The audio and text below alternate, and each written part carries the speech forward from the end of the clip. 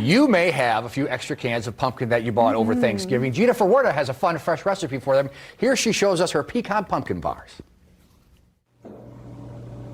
It is pumpkin season, and I cannot wait to show you my pecan pumpkin bars with the maple cream cheese frosting. As I do something a little bit different, I add coconut flour in mine. It just makes them very nutty and just a beautiful, almost fudge-like texture.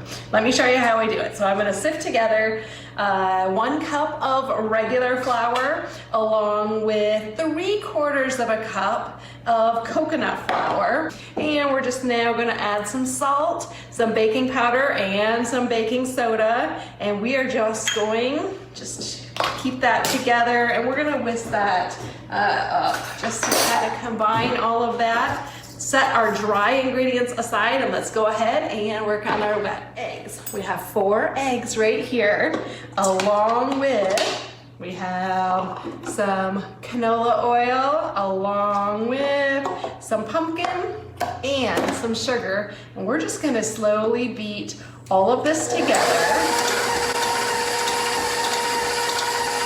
Now I'm gonna add the pumpkin.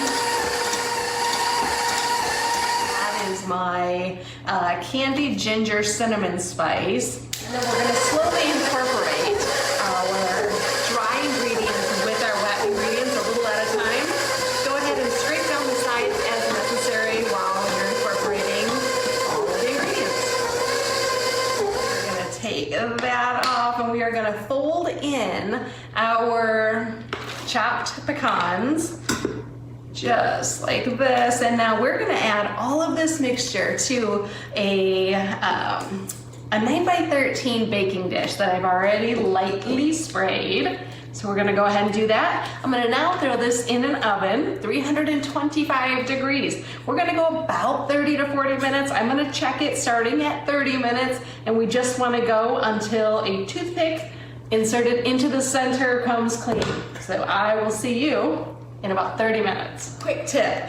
I don't know where you are making your pumpkin pie or your pumpkin bars from in America, but some places are seeing a hard time trying to find canned pumpkin. And that's not good this time of year, especially with Thanksgiving coming up. So I'm gonna give you a quick tip.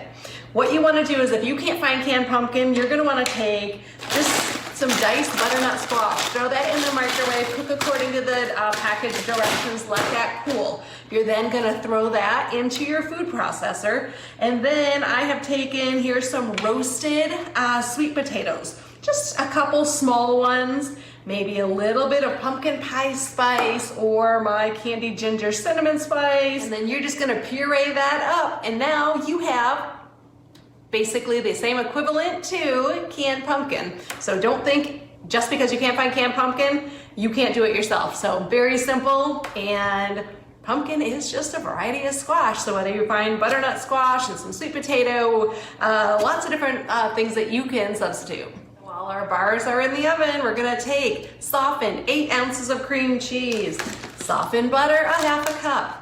We're just going to cream that together along with some vanilla extract, a pinch of salt, a little bit of maple syrup. Oh my goodness, yes. So we're gonna start to cream this together, and then we're gonna add in 1 cup of powdered sugar. Okay, so as that starts to come together, a little bit of pumpkin pie spice and our powdered sugar. We'll see if I can not get it all over myself. We'll see. Scrape down the sides if necessary as well. Okay, so once our frosting is completely done, we're gonna set that aside, and we're gonna wait for the pumpkin bars to come out. Then we're gonna cool those before we frost. Now, my ratios of cream cheese frosting to pumpkin bars is kind of absurd, but I do like a lot of frosting. So once we have that all frosted, we are gonna add just a little bit more of some pumpkin pie spice. Of course, I use my candied ginger cinnamon spice along with a little bit more of our chopped pecans. Now you're going to want to keep this in the refrigerator because the cream cheese frosting, so go ahead and refrigerate this. But here are my pecan pumpkin bars with the maple cream cheese frosting.